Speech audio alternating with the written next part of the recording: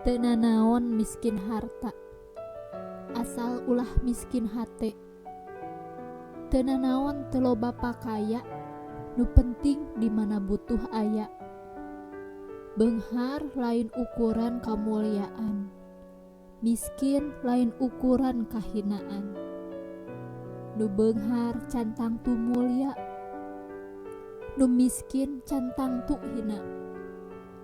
Keur diri kuring kabeh jalma sarua dina pada capena. Nu miskin capek ku miskina, nu beunghar capek ku beungharna.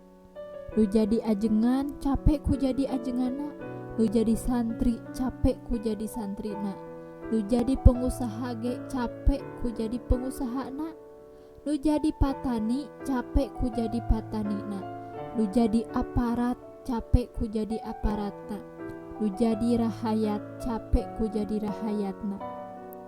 Jadi naon sabenerna nu matang ngabedakeun? Kabeungharan sanes tergantung tina sabaraha loba harta nu ku urang dipiboga. Tapi sabaraha loba urang tiasa ngabagikeun ka sasama nu keur ngabutuhkeun. Mararat lain hartina teu gaduh nanaon, sedengkeun beunghar lain boga sagalana. Teu kedah musingkeun kanikmatan anu teu acan ku urang dipiboga. Mendingan urang mikirkeun kanikmatan naon anu teu acan disukuran.